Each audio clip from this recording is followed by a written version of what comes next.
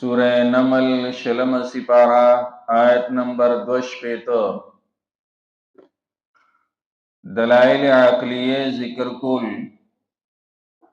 په دې باندې چې الله تعالی ته आवाज کوا او دا غسرې صداران او برخداران د مو جوړا الله خیر اما یشرکون آیا الله ورته یا چې دی صداران ګرځي د الله تعالی سره غیبان دریم دلیل عقلی دی اما یجیب المضطر آیا غسوک چې قبول والی کوي د محتاج د بیوسا بیکسا او بی اسری اذا دعاه کله چې आवाज کیدتا یو سړی هغه بالکل مجبور شو ظاهری اسباب د دنیا هغه سره بالکل ختم شوی دي ظاهر کې هغه ته داسې سنخ کاری چې هغه ته د لاس واچي او دغه ضرورت تر سره شي ذرایع او اسباب بالکل نشته دغه انسان ته مضطر وي او محتاج ورته وي دا انسان چې کله دی الله تعالی سوچت کی او دی دعا کوي د دعا قبلون کې الله تعالی دی د دعا الله تعالی قبلي ولی قبلی او د تکلیف ولی لري کوي مفسرین وای یو خو چې دغه سړی په دغه ټیم کې دعا کوي کنه د چیرینو بالکل دی توکل او بروسا او عقیده صرف په الله تعالی په بل چا نه د کلک موحدی دی وای که زما دا ضرورت تر سره کوي نو دا صرف الله هی تر سره کول شي بل څوک نشي تر سره کول که زما دا مصیبت لري کوي نو دا صرف او صرف الله هی چې ناغه لري کول شي بل څوک نشي لري کول دا عقیده دای په دغه ټیم کې دی د وجه نه دی الله تعالی ته आवाज کوي دویم دای چې دی دغه ټیم کې دا دعا کوي کنه نو دی سم د زړه نه کوي د زړه د دی ویخ نه چې دی دعا کوي او غواړي او چې کله دعا د زړه نه او دویم دا چې دی سره عاجزي وي دغه ټیم کې د انسان کې عاجزي ډېر پیدا شي دی ډېر په عاجزۍ باندې دی چې د الله نه غواړي الله تعالی د داسې حالت د موږ وساتي چې ظاهري اسباب انسان سره بیخي ختم شي چې ستم لا سره چې هغه راشيږي او هغه ماتيږي سیم سمين خوري په دغه ټیم کې چې دی کله لاسونه اوچت کې الله تعالی ته یو دی بالکل د زړه نه دعا کوي او بل دا په دې کې انتهایی عاجزي پرته کله چې په داسې طریقې سره دی د الله نه وغواړي الله یې بیا چې نو ضرورت تر سره کوي زمون مفتی صاحب مدذل العالی او واقعا ذکر کوي یو سړی او هغه ډېر خېګړې خلکو سره کول نو دا هغه د وجه نه په هغه باندې قرضونه راوړي دي و یو ځل بیمار دی او قرضداري راغلي دی هغه ناستي او پیسې غواړي چې زموږ پیسې راکړه نو دی ته چې کې نه چې کم یو راځي نو هغه کې نه پیسې خوشتره نه کړي پدې کې یو ماشوم دی هغه پالوده خرڅي روان دی په خانه کې یا په سشي کې وسره پالوده راپوګي خو دا ډول आवाज ورکوي راشه دی خو چې هغه راغی دا پالوده دي تکیره چوخري ملمانه دي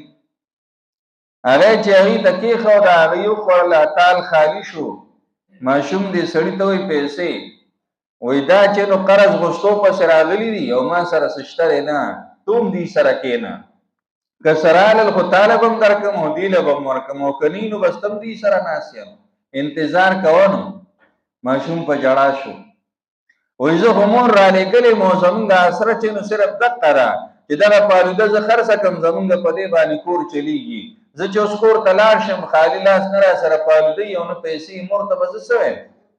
جاړي دی جړا کوي او په دغه ټیم کې یو سړی راغی او هغه پیسې راوړي دته وی دا واخله هغه پیسې واغسته ماشوم له ورکړو قرضدار له ورکړو وی زی چاته نه تاسو کوی دا څنګه چللی هغه ورته وی دا چې چا قرض غوسته کنه دی راغلی نو ما سره غوسونه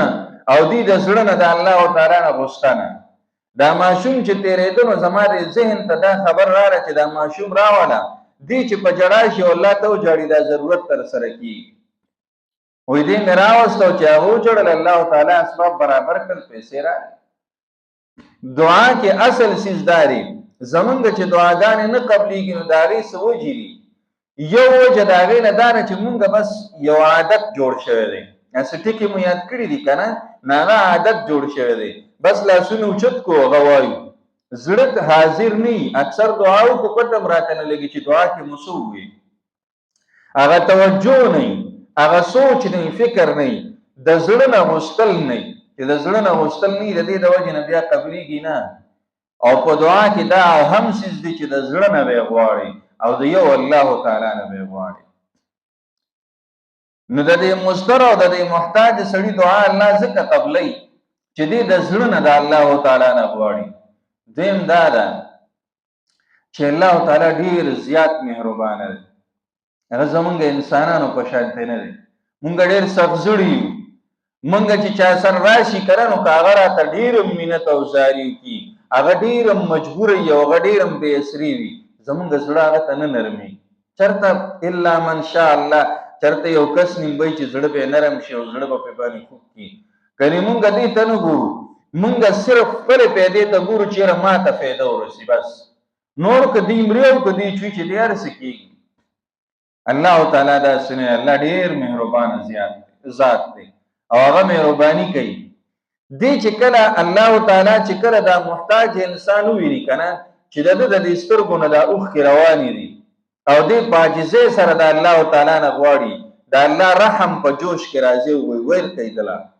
دا غریب محتاج دی، دا کمزور دی، ورکوي ورله، د دې د وجې نه دعا یې قبوله شي او ضرورت یې ترسره شي. اما یجیب المضطر اذا دعاه ویکشف السوء، ستا تکلیفونه لرې کوي، ویجعلکم خلفاء الارض. ته لږ وګوره دا کم کور کې چې ته اوسېږي نو په دې کې ستا نیکه اوسېده، هغه نیکه دې لاړه نو د کور مشر پلار شو، نو هغه پلار دې لاړه نو د کور مشري تا ته پاتې شوه. یا خو دا درې نسله مونږ ته زیات نه زیات دغه درې یادي، نور راته نه یاده. اکثر چې د نیکه نوم هم چاله نه ورځي چې زمونږ د نیکه نوم څه دی، او چې ډېر توری نو د نیکه نوم یاد دي، د نیکه د پلار هم بیا نه یاد چې د نیکه د پلار هم څه نوم دی. دې دریو نسلو ته وګوره دا په دې کور کې بدلیږي، دا بدل شو، هغه مشران لاړل ختم شو،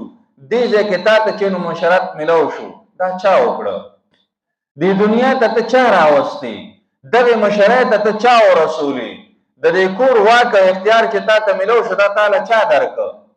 الله تعالی درکړه. دا بدلون چې راوسته نو دا بدلون الله تعالی راوسته، چې دا بدلون الله تعالی راولي،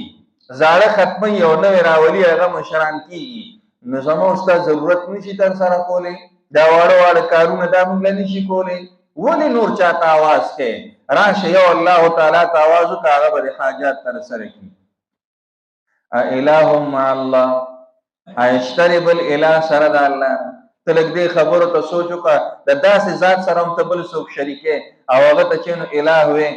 داسې څوک اله ګرځې او داسې څوک خدای ګرځې چې په خپله باندې محتاج دی، هغه خپل ضرورتونه نشي ترسره کولی، هغه بل ته لاس اوچتوي. یو ځل یو سړی راغی باچا له، وایي زه هم باچا ته وایم چې یاره دغه شانتې پیسې به کې پکار دي، پیسې راله راکړه. چې راغی دربار ته، وایي باچا څه شو؟ وایي خو نشته، جومات ته تللی دی. جومات ته ورپسې راغی، هغه چې نو د تحیاتو په شکل کې ناست دی، لاسونه یې اوچت کړي دي او الله ته جاړي او د الله نه غوښته کوي. دی وایي دا دی چې د چا نه غواړي، د هغه نه یې ولې نه غواړم چې ده نه یې غواړم. دې ته عقیده وایي. دی په خپله الله ته جړاګانې کوي، نو زه د ده نه غواړم، د ده نه یې څه نه غواړم، هغه مالک الملک نه یې ولې نه غواړم، هغه باچا د باچاهانو نه یې ولې نه غواړم. واپس راغی الله تعالی ته رضی الله زما ضرورت یې را ترسره کړه. د نور څوک د الله سره حصه‌دار ګرځې، دغه یو الله ته وایه. قلیلا ما تذکرون، ډېر لږ نصیحت اخلی نو، ډېر لږ پند اخلی نو. دا سوچ چې انسان استعمال کړي او صحیح طریقې سره استعمال کړي که نه، دی به بیا چې دې طرف ته راځي چې الله تعالی یو دی او د سره حصه‌دار نشته. خو دا سوچ څوک کوي نه، ظاهري. بله ورځ ما ویلو چې دې ظاهري چمک ته ګوري، لکه د ستورو عبادت خلکو کوو که نه، نو ولې کوو؟ وایي دا وګوره څومره چمکېږي، څومره رڼا کوي، توره شپه یې رڼا کړې ده. د سپوږمۍ عبادت یې کولی وي توره تیارې سپوږمۍ راوخیږي رڼا شي د انور عبادت یې کولی وي ته وګوره د انور څومره ښایسته رڼا کړي دي ظاهري څیزونو دې متاثره کړی دی حقیقت ته دې سوچ نه کوي چې د دې چلوونکی هغه څوک دی که دا سوچ مو ورته وکړو او د ټولو خلکو دا سوچ وکړي په خپله شرک پرېږدي یو الله تعالی ته به اوازونه کوي